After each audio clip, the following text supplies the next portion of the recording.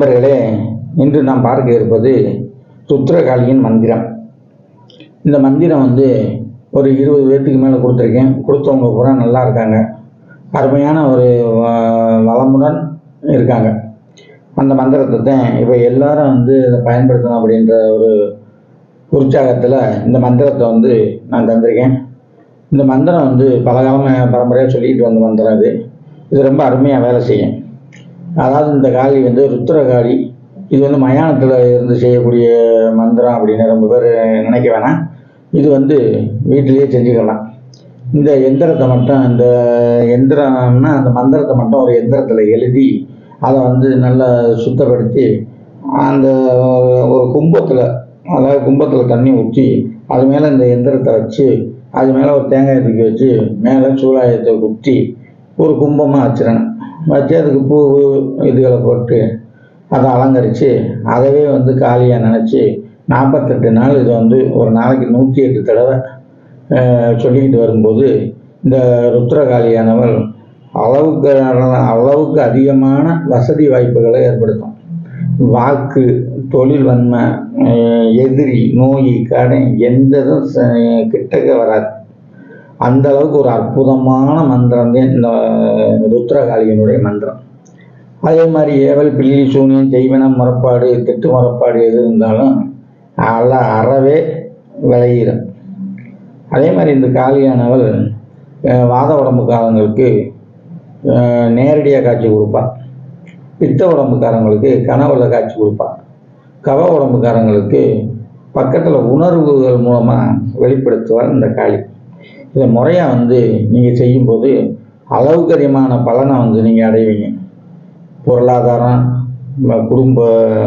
குடும்ப நலம், அதாவது செல்வ செழிப்பு, அதாவது எதிர்மறையான எண்ணங்கள், குடும்பத்தில் ஒரே குழப்பமாக இருக்குது, எதை செஞ்சாலும் ஒரே தடங்களாக இருக்குது அப்படின்ற எது இருந்தாலும் அறவே போக்கக்கூடியது இந்த காளியினுடைய மந்திரம்.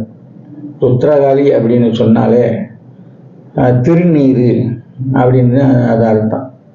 திருநீர் அப்படின்றது மந்திரமாவது நீர், மருந்தாவது நீர் அப்படின்னு ஞானசம்பந்தர் சொல்லியிருப்பார்.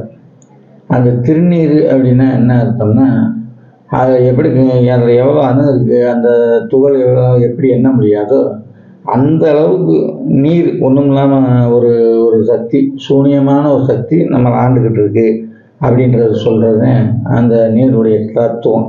அங்கிருந்து உதிர்த்தவதே இந்த ருத்ரகாளியானவர். இந்த காளியனுடைய மந்திரத்தை சொல்லும்போது அதிக பலனும், அதிக நன்மைகளும், அதிக செல்வமும், அதிக செல்வ சேர்க்கையும் உண்டாகும். அதிகாரம், பொருள் வளம், செல்வ சேர்க்கை, யாரிடமும் ஏமாந்து போகாமல் இருக்கக்கூடிய தன்மை, மெடிக்கல் வச்சுருக்கவங்க, அதிகார பதவிக்கு வர வேண்டியவங்க, இந்த டிஎன்பிசி பரீட்சை எழுதுகிறவங்க இந்த மந்திரத்தை முறையாக சொல்லிட்டு போய் எழுதுனா அவங்க நல்ல ஒரு மார்க் எடுத்து நல்ல ஒரு நிலைக்கு வருவாங்க. இது மாதிரி நம்ம நாட்டில் எத்தனையோ 1000 கோடி வேலைகள் இருக்குது, எத்தனையோ தொழில் இருக்குது. அத்தனைக்கு இந்த மந்திரத்தை நம்ம பயன்படுத்திட்டு வெற்றிகரமாக முடிக்கலாம். அதே மாதிரி இந்த மந்திரவாதிகளாக இருக்கிறவங்க இந்த மந்திரத்தை முறைப்படி 48 நாள் சொன்னால் குறிமேடைக்கு ஆளு வருவாங்க. சொன்னதெல்லாம் பலிதமாக நினச்சது நடக்கும், நினச்சதை சாதிக்கலாம். அந்த அளவுக்கு ஒரு அருமையான ஒரு மந்திரம் தான் இந்த ருத்ரகாளி மந்திரம். இதை பயன்படுத்தி நல்ல முறையில் எல்லாரும் பயன்படுத்தணும். ஒவ்வொருத்தரும் எப்படி நாட்டில் வறுமை இருக்கக்கூடாது அப்படின்னு நினைக்கிறோமோ அதே மாதிரி இந்த மந்திரத்தினால இதை சொல்லி வரும்போது ஒவ்வொரு கித்தலுக்குமே வாழ்க்கையை வளமாக்கும் இந்த மந்திரம். இந்த மந்திரம் அவ்வளோ ஒரு அருமையான மந்திரம். காளியில் 54 விதமான காளி மந்திரம் இருக்குது.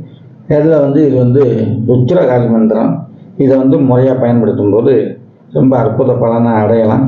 இந்த காளி மந்திரமானது பல பேருக்கு கொடுத்து அவங்க நல்லா இருக்காங்க.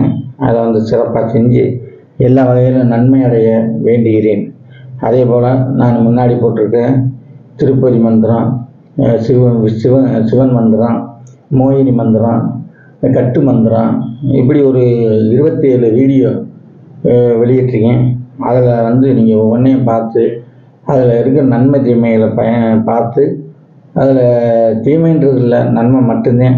அதை நீங்கள் பயன்படுத்தி ஒவ்வொரு முறையும் நீங்கள் எது பிடிக்குதோ அதை எடுத்து செஞ்சு ஒவ்வொன்றையும் சித்தி செஞ்சு வச்சுக்கிறது நல்லது. ஒரு ஆளுக்கு வந்து ஒரு 2-3 மந்திரம் சித்தி அடைஞ்சிட்டா அவர் வாழ்க்கையில் எந்த தொந்தரவும் இருக்காது.